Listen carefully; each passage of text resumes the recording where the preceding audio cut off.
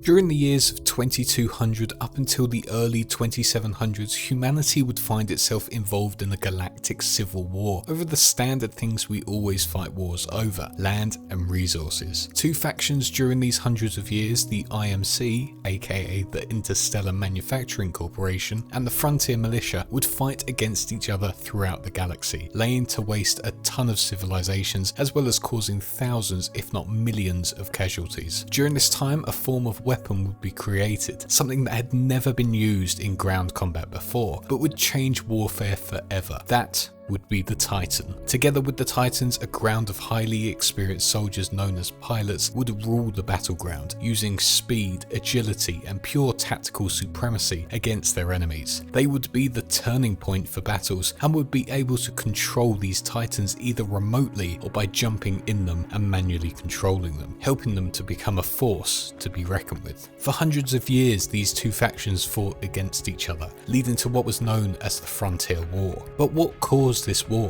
What was the build up to it? Who were the IMC and the Frontier Militia? And what was the final outcome of the war? Well, today we explore the significant events during the 100 Years' War, labelled the Frontier Wars of Titanfall.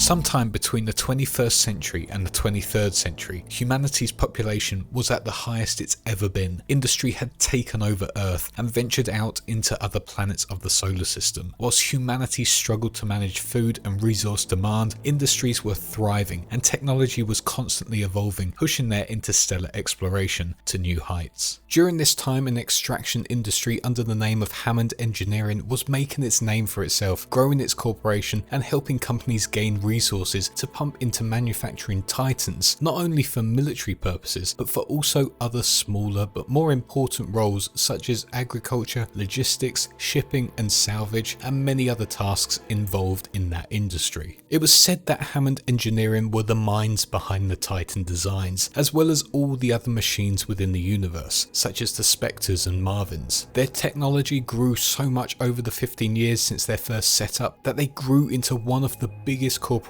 humanity had ever seen, becoming almost an empire all over the worlds. Because of their endless growth and demand for titans across Earth and the other core worlds where humanity thrived, Hammond Engineering, under the new name of the IMC, or Interstellar Manufacturing Corporation, began taking over them in what were the core worlds war. Angel City, which inhabited billions if not trillions of humans, fell to the IMC. After a certain amount of time, all of the core worlds were in the control of the IMC's massive empire. Their combat effectiveness was unmatched, and anyone who were to try and come against their rule would feel their power hit them hard. After years controlling the core worlds where the heart of humanity thrived, the IMC eventually went on to develop a piece of revolutionary technology called the jump drive, a device that would allow humanity to explore deep space in a matter of seconds, helping the IMC to branch out their empire and explore new planets for resources and possible areas to set up their manufacturing facilities. After using the jump drive for the first time, the IMC discovered brand new planets right on the edge of their region of space.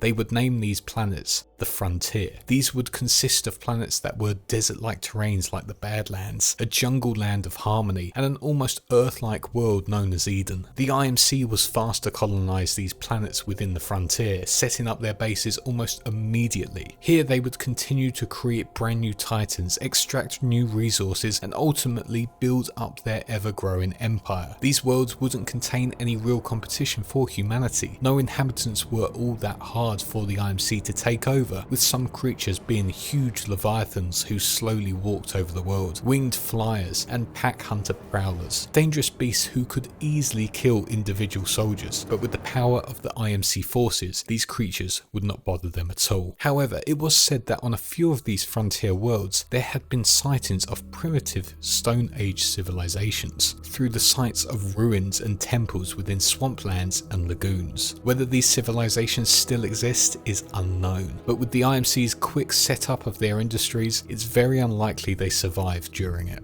With the new discovery of the frontier planets and the setup of the industries there, the IMC decided to reward those at the top of their forces who had proven themselves in their time there. The IMC would implement the IMC Servicemen's Readjustment Act, also known as GI Bill, which allowed former soldiers of the IMC's conflict within the core system to be given land and money to settle within the frontier, setting up businesses and ultimately protecting those new worlds and building them up from scratch. Things were looking good for the IMC. Their exploration into the depths of space was a huge popularity boost for them back in the core worlds, and it helped them to expand their empire, search for more resources, and reward those within the IMC with new land, business opportunities, and ultimately, a new life.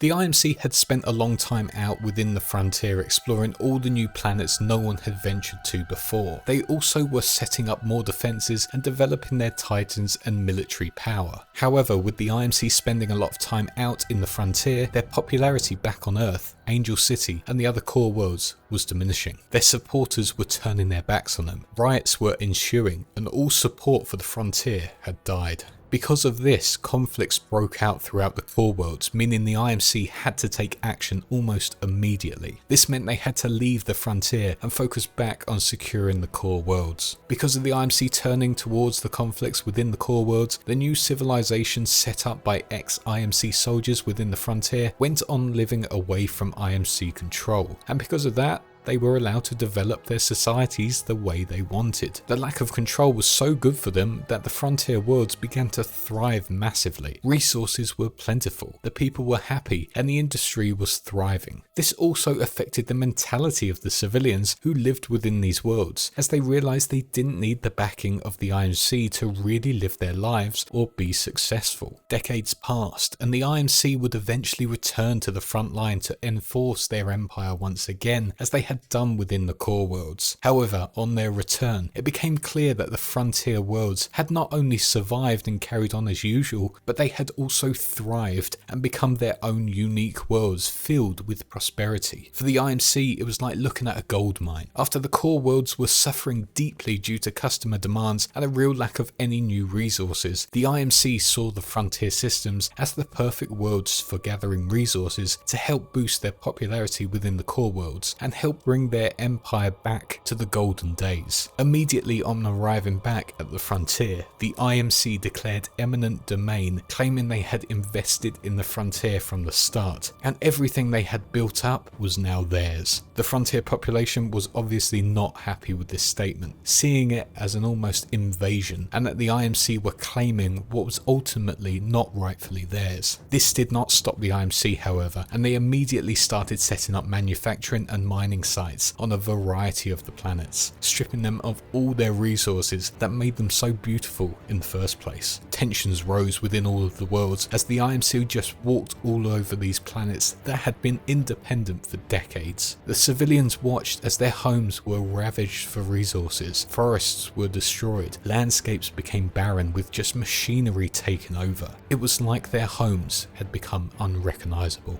Despite being once linked to the IMC as ex-soldiers, the inhabitants of the frontier worlds had had enough of the IMC's intrusion in their worlds, stating the frontier was independent and the IMC was illegally invading. The Frontier Militia was formed almost immediately after the IMC started spreading their empire all over the frontier. With this setup, the Frontier Militia started striking at numerous IMC garrisons. These actions by the Frontier Militia started an all-out war between the frontier planets and the IMC. This war would go on to be just the start of the conflict, being labelled as the Titan Wars.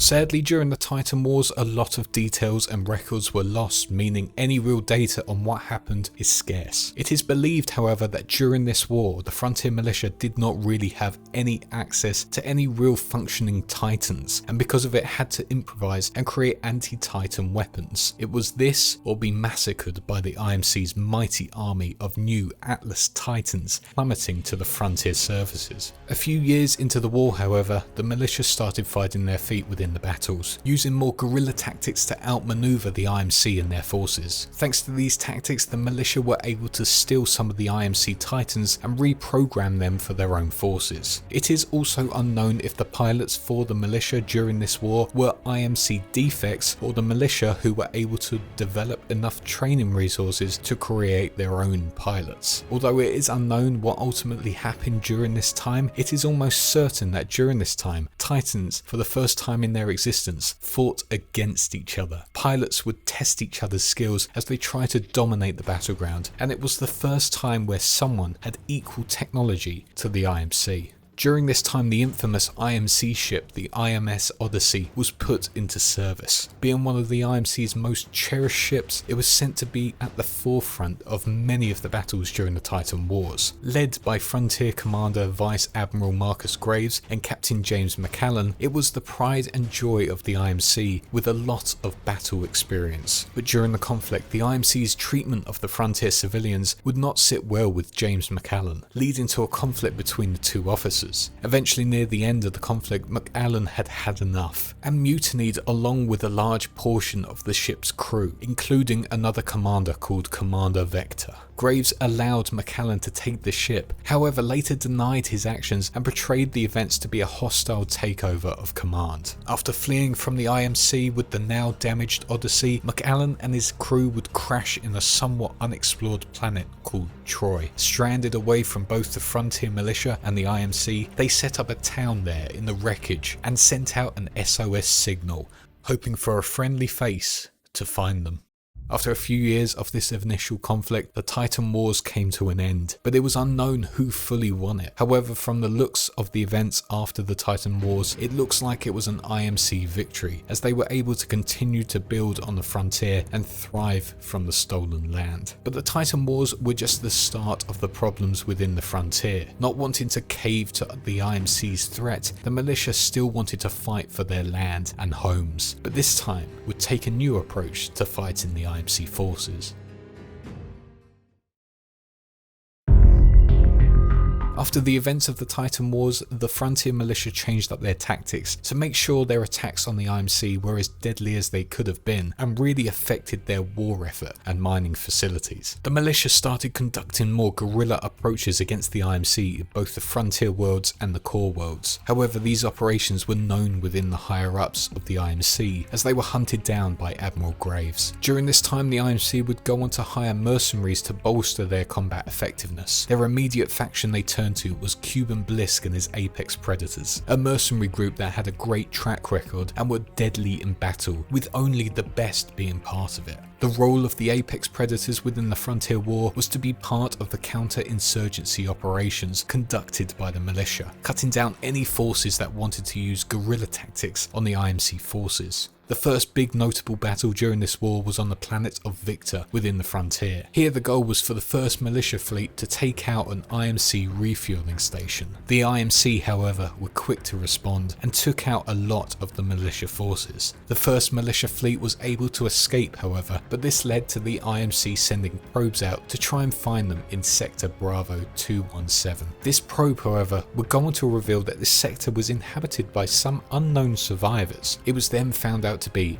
that the survivors on this planet were the ex-IMC crew led by leader McCallan. The militia were fast to act and found McCallan through his SOS signal. Here the militia agreed to help extract the stranded colonists, but demanded McCallan's help with taking out his old employers at the IMC, finishing them once and for all. McCallan agreed to this and became a commanding officer for the Marauder Corps, an elite team who were attached to the 1st Militia Fleet. With McCallan now helping the militia with their tactics to take out the IMC, they would go on to see a series of militia victories during the war. These would be huge victories for the Frontier Militia, with wins happening within Angel City, Outpost 207, Base Golden and Airbase Sierra. As well as this, the militia would go on to take down the IMC's flagship, the IMS Sentinel, and wipe out the 1991st Combat Support Group in the process. The Apex Predators during this time would go throughout the planets massacring people in their path, utilising their new BRD-01 Spectres. If anyone got in Blisk and the Predators' way, they would either be killed straight up or captured and sent to the Ares division for testing.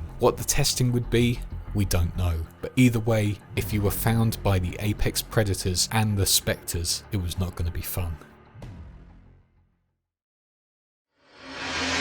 The war quickly turned to the planet of Demeter and its moons. The plan was made by Macallan once again, as he believed this to be a crucial battle for the militia, stating if they won this, the IMC would be put on the back foot, and victory would be almost guaranteed, as it would be able to control the rest of the war. The IMC wasn't going to give this base up, however, as it was a central link for transit between the frontier and the core worlds. This was the seat of power for the IMC. Losing this base would mean they wouldn't have a rally point or key refueling station for their effort in the Frontier Worlds. The Battle of Demeter started in space as fleet battles, but the militia were quick to react and deploy a force of pilots along with Macallan and his Ogre-class Titan to the central reactor core of the main facility. The IMC were quick to respond as well, sending in every military force they could, including Cuban Blisk, who chased down Macallan before he could destroy the core. The battle was huge, not only on the ground but also in the air.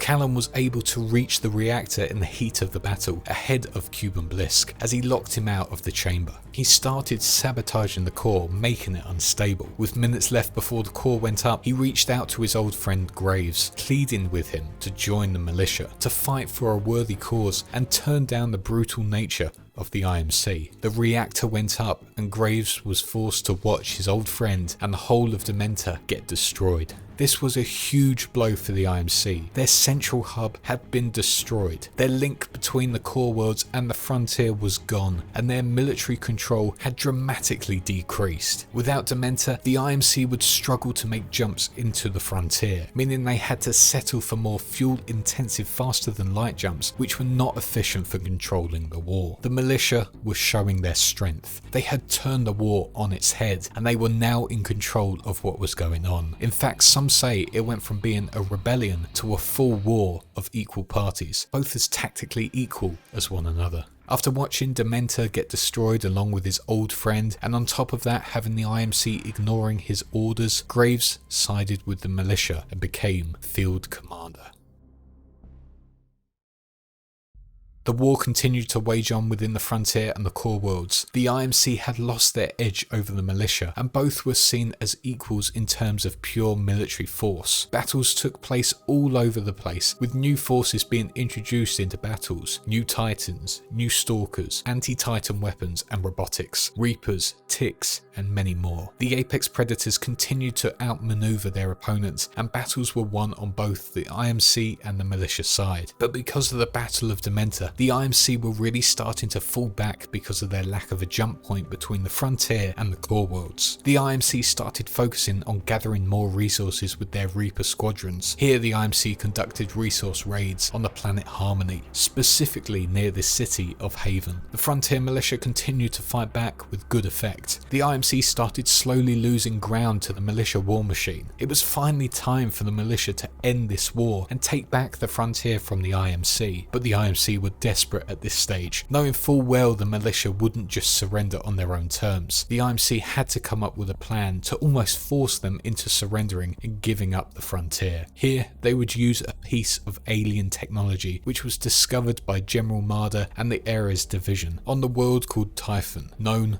as the Ark. The Ark would be used in a fold weapon that would be used to destroy any planet they see fit. Their thinking was to destroy the frontier planets and their moons, meaning the militia would be forced to surrender, or billions, if not trillions, of frontier civilians would be killed. As a test, the IMC used the Ark to destroy the moon of Typhon, scattering it into pieces which formed its own ring around the planet. The IMC spent a lot of time trying to create a casing for the Ark so they could transport it with ease. The Ark, however, always was unstable, meaning lots of prototypes for the casing were thrown out of the window. A case was finally made, however, and the Ark was ready to be transported. But before the IMC could transport it from the IMS Draconis to their fold weapon, a lone newly made pilot by the name of Jack Cooper and his Vanguard Titan BT-7274 managed to make their way to the Ark with the help of the pilot squad known as 6-4. After fighting off the Apex Predators throughout their journey, they were able to take out Viper, who was able to annihilate hundreds of ships during this battle through the use of his fast and nimble Titan that could use flight to his advantage. After defeating Viper, BT used his chassis to store the Ark, stopping the IMC from using it as a weapon. But almost immediately, Cuban Blisk and the remaining Apex Predators captured Cooper and BT, destroying BT's chassis and stealing back the Ark. Cooper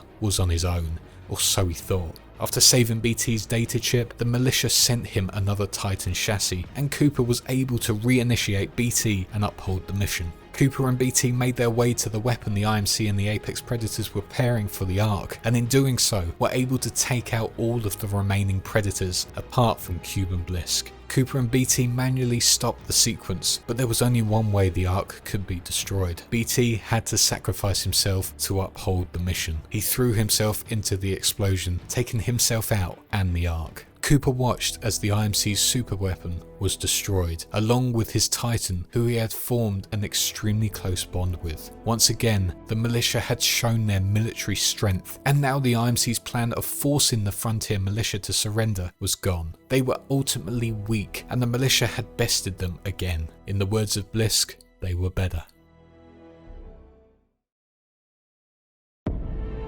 Decades passed after Operation Broadsword as the two forces continued to fight. The war came to a close, however it was not stated who exactly won or if there was a treaty involved for both sides. Regardless, with the multiple defeats for the IMC and the lack of the Apex Predators being able to help bolster their forces, it was pretty clear that the Frontier Militia had made a huge dent in the IMC's empire and looks like they had gained their freedom once again. But the war had consequences. Homes had been destroyed, loved ones had been lost, and after supposedly hundreds of years of fighting, both the IMC and militia had lost too much. The IMC and militia disappeared, going back to the core world and the frontier to rebuild what had been destroyed during the Frontier War. Cuban Blisk, now without his mercenaries, took one of the more abandoned frontier planets and sent out recruitments to try and build back up his Apex Predators, setting up battlegrounds where certain individuals would compete to be the best, earning their place within the Apex Predators and being able to call themselves Apex Legends. It is unknown what comes next for humanity, but after a war like that, heroes were made, technology evolved, and death and destruction had ruined homes. Hopefully life could carry back on as normal for the Frontier Worlds, and the people can live in peace away from the control of the IMC Empire. But knowing humanity's greed for power, it's only a matter of time before those lands, rich in resources, become a target once again. Hey guys, thanks for watching. I hope you all enjoyed this video on lore behind the Frontier War. It's very hard to write about Titanfall lore a lot of the time, as most sites don't actually have that many facts. It's just a lot of guesswork, but hopefully I did it justice. If you like this video, please do give it a like and share, and if you haven't subbed already, please do hit that sub button and the bell for more lore videos on the Titanfall universe and others like Metro, Fallout and Bioshock. If you enjoyed this video, then why not support me on Discord, Twitter, Twitch, or even on Patreon, or become a channel member on YouTube. And speaking of which, I'd like to quickly thank my supporters. Big thanks to our big fish Duquesne23, our sharks JP, Dylan, and our new patron Connor, as well as our 4 huge megalodons Sinus, Morgan Brazier, JJD896 and Wow Such Gaming. Also big thanks to our YouTube channel member, our wise one Jambu. Thank you all so much for your support. It really does mean the world to me. It really does. But that is all for now. Thank you again for watching, and I shall see you all in the next one. Cheers.